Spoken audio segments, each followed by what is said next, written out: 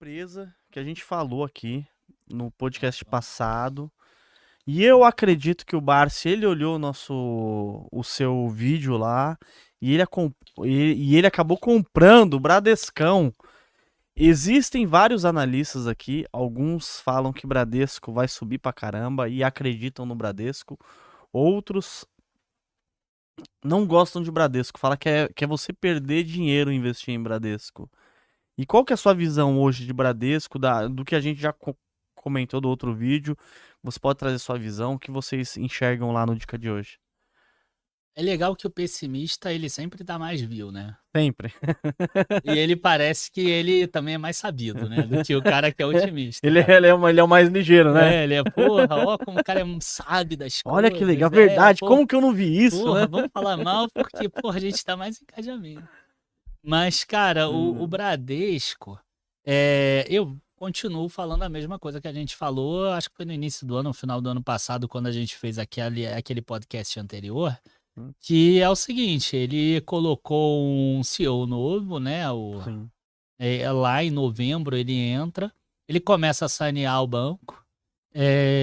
Eu acho que todo mundo conhece alguém que foi demitido do Bradesco nesses últimos 9, 10 meses, porque o Bradesco está realmente reduzindo muito a quantidade de pessoas. Votou algumas coisas importantes, como, por exemplo, o Bradesco ele tinha uma regra amarrada que só poderia ter cargo de diretoria, por exemplo, em pessoas que ficaram 10 anos no Bradesco. Só prata da casa? Só prata da casa que podia. Você não podia contratar alguém de Nossa, fora. mas que... Então, acabou com isso também. E hoje o Bradesco, ele tá, o quê? Ele tá se transformando num banco como poderia ser o Itaú, por exemplo. Né? O Itaú, ele fez todo esse trabalho lá atrás. Ele fez em 2019, 2020, 2021. Um outro ponto que eu acho que é importante da gente falar é o seguinte, o Bradesco, ele tinha uma concessão de crédito que era muito ruim, tanto é que ele tinha uma provisão de devedores duvidosos e ainda tem, muito maior do que os pares, em termos percentuais. Tá? Então você vai ver que a provisão de devedor dele pesa muito mais no balanço, tanto é que se você pegar no Investidor 10 e ver lá o ROA e comparar com o Itaú e com o Banco do Brasil, por exemplo, você vai ver que o ROA do Bradesco é muito pior do que o dos outros dois. Né? O ROA é o retorno sobre ativo. Por que eu uso o retorno sobre ativo? Porque metade dos ativos do banco vai ser a carteira de crédito dele. Né? Então isso mostra muito qual é o retorno daquela carteira de crédito, basicamente. E aí, então, para banco acaba sendo um indicador interessante, é um indicador importante. Tanto é que tem lá no Investidor 10 para bancos esse retorno sobre o ativo. E aí, o Bradesco, ele ficou ali numa faca de dois gumes. Cara, o que, que a gente faz? Taxa de juro está caindo e a gente está com uma carteira de crédito ruim, que tende a ter uma inadimplência absurda. Se eu continuar alimentando essa carteira de crédito com concessão de crédito ruim, cara, isso pode realmente explodir. O Bradesco realmente, Sim. cara, depois no futuro ser adquirido pelo Itaú por uma fração de valor, né? Então, o que que eles fizeram? Eles foram conservadores, eles começaram a fazer empréstimos somente com garantia. Então, crédito direto, pessoal, não teve, aumento de limite de cartão foi mais difícil, etc. Qualquer crédito pessoal sem garantia era muito difícil de você conseguir aumento em um dado momento. O que acabou acontecendo? Todo crédito com garantia tem uma margem menor. Sim. E aí o Bradesco reduziu o spread dele bancário. Mesmo reduzindo o spread bancário, o resultado dele não caiu. Por quê? Porque aí a inadimplência começou a ceder. Nos últimos 2 trimestres já começou a ceder. Então essa é a grande história do Bradesco. O que que acontece agora? Agora a gente já tem uma nova possibilidade, até porque já teve um aprendizado nessa concessão de crédito, e você já pode começar a tomar um pouco mais de risco. Então ainda vai pegar o período de alta de juro.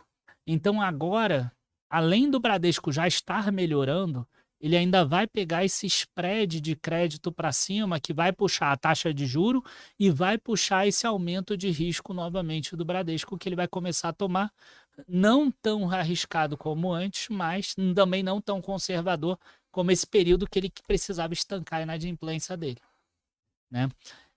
E além disso, o Bradesco talvez tenha um grande diferencial que poucas pessoas falam, que é ele ter uma operação de seguros que é muito azeitada e que segurou bastante o resultado ao longo desse ano, né? O Bradesco, a operação de seguro está gerando 2 bilhões de reais de lucro todo trimestre, Nossa, né? Então, dos muito 4 bilhões e pouco que ele está tendo de lucro, 2 bilhões vem da Bradesco Seguro, né? Então, é incrível, né? é uma operação muito azeitada da Bradesco Seguros.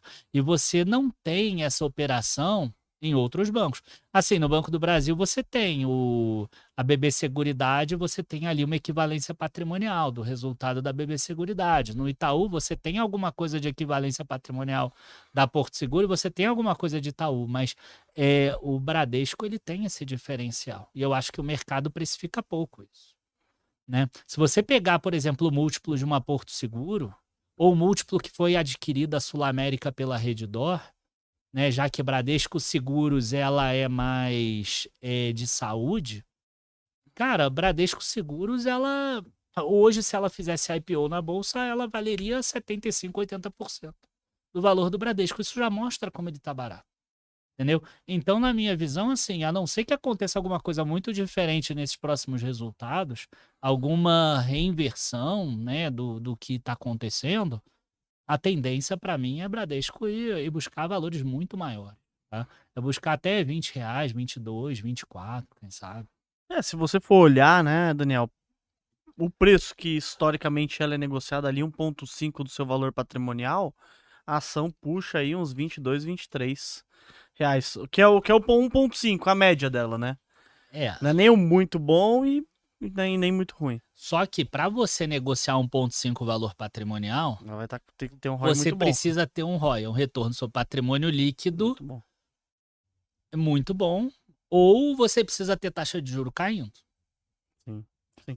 Porque se você tiver uma Selic a 7, você tem um ROI de 10,5, você pode negociar 1,5, você está 50% Sim. acima. Se você tem um juro Selic a 11, você vai ter que ter um ROI de 16,5. Então, hoje você tem uma Selic a 10,75, você tem um ROI de 10, 10 e pouco. Então, ela negocia a 0,90, a 1. Hoje, talvez o mais descontado seja realmente o Banco do Brasil, tá? Porque você tem um preço valor patrimonial de uma vez e você tem um ROI ali na casa de 18 a 20. Então, em tese, ele deveria valer 2 vezes. Ele tem o risco estatal, tem também o risco da carteira agro, que deve acabar sentindo nesse trimestre agora e nos próximos, por causa de tudo que a gente está vendo, né? Das secas, das queimadas e etc. Das recuperações judiciais das empresas do agronegócio. Mas eu acho excessivo esse desconto em relação ao ROI de 45% a 50%, só porque é uma empresa estatal. Eu acho excessivo. E no Banco do Brasil, assim, porque muitas pessoas eu vejo, analistas falam assim, mas igual você disse, Banco do Brasil tá barato igual Bradesco. Por que a pessoa não investe tudo em Banco do Brasil e esquece Bradesco? Ou você acha que a pessoa tem que ter sempre um pouquinho aqui, um pouquinho ali e pensar sempre também no crescimento? Porque pelo que eu vejo, analisando de fora, eu tenho as duas, pessoal. Tenho o Banco do Brasil e tenho o Bradesco. Mas eu vejo assim, eu falo assim, o Banco Bradesco ele tem mais probabilidade de valorizar, né? Se for entregue. Eu tô errado, tô certo? Qual que é a sua visão, Daniel? Então, o Banco do Brasil, difícil, por mais que eu fale isso, dificilmente ele vai chegar e vai valer 1,5 valor patrimonial, por melhor que ele esteja sendo gerido, tá? E eu falo isso olhando indicadores, tá? Se você olhar o índice de eficiência hoje, que nada mais é do que as despesas dividido pelas receitas que ele gera, que é o que a gente chama de produto bancário, você vai ver que o índice de eficiência do Banco do Brasil hoje é melhor do que o do Itaú, do Bradesco e do Santander. Ele tem a menor despesa sobre receita. Se você olhar, por exemplo, os 4 bancos, o Banco do Brasil é o único que está no novo mercado. Quer dizer, em tese, é o que tem a melhor governança corporativa, né? Bradesco tem ação preferencial, Itaú tem e Isso. Santander tem Unity. Então, assim, embora a gente saiba disso, a gente sabe que o mercado não vai comprar um banco que pode ter a ingerência do governo, ainda mais o governo sendo o governo que está aí no momento, né? Então, o Banco do Brasil hoje, como eu enxergo ele? Eu enxergo um banco que tem pago ali uns 0,65 a 0,70 por trimestre. Eles pagam 8 dividendos por É ano. quase um fundo imobiliário, né? Eles pagam 8 dividendos por ano, porque eles antecipam, eles antecipam o terceiro trimestre, uma parte, e depois eles pagam a diferença. Aí antecipam o quarto trimestre e pagam outra parte. Isso em todos os trimestres. Mais ou menos. Tá? Mas tem valores que são menores e valores que são maiores. Sim. Não é linearizado igual o fundo imobiliário.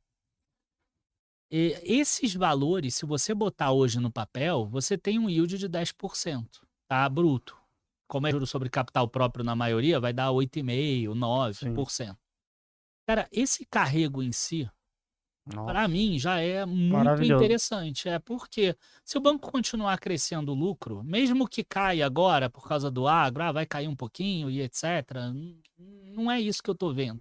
Eu estou vendo assim, daqui a 5 anos, se ele tiver 30% a mais de lucro, 20% a mais de lucro, até porque vai ter inflação, o crédito, a carteira de crédito vai subir, etc., a gente já tem um belo de um retorno. Muito, né? Porque aí esse dividendo deve subir também uns 20%, 30% e a ação vai valorizar 20%, 30%. Só que você recebeu 8% todo ano. Então, se você calcular, né, e eu tenho lá uma planilha que eu fiz da taxa de retorno de cada investimento. Então, essa taxa de retorno desse investimento é muito interessante. É similar ao da Vale, por exemplo. Né? A Vale também é uma situação similar. Você carrega muito dividendo ao longo do tempo, esperando em algum momento ter uma pancada para cima. Tá? E aí, na pancada para cima, aí você pensa se vale a pena desfazer ou não. Aí depende da situação no momento. Tá? Agora, quando você vai para Bradesco, Bradesco também tem um carrego interessante. Mas ele tem um carrego interessante hoje porque ele está barato. E não porque ele vai ter sempre um carrego interessante. Não é normal o Bradesco ter 9%, 10%, por exemplo, de yield, né, de dividendo. Ele vai ter menos do que isso. Provavelmente ele vai ter 6%. Quando ele estiver tinindo, o dividendo talvez não aumente tanto quanto o crescimento do lucro, porque ele está pagando uma quantidade muito grande do lucro em termos de dividendos, para que não caia tanto também a renda. Só que, então, ele vai diminuir esse crescimento dos dividendos e a ação vai crescer mais do que isso. Tá? Então, eu concordo contigo que o Bradesco ele teria mais potencial de crescimento, mas eu tenho dúvida qual seria a melhor taxa de retorno, por exemplo, daqui a 5 anos, se você incluir esse dividendo de 10% ao ano do Banco do Brasil contra uns 6, 6,5% do Bradesco. Será que o que o Bradesco vai subir vai compensar 4% todos os anos? Também, né? E se subir também. Então, eu acho até que faz sentido ter os dois. Eu tenho os dois. Por via das dúvidas, né? A gente que... Fala, galera! Se você curtiu o vídeo, não se esqueça de deixar o seu joinha aqui embaixo. E se ainda não está inscrito no canal, aproveite e clique no botão de se inscrever para não perder mais nenhum conteúdo. A gente posta vídeos toda semana, então ativa o sininho para ficar por dentro das novidades. Valeu e até o próximo vídeo.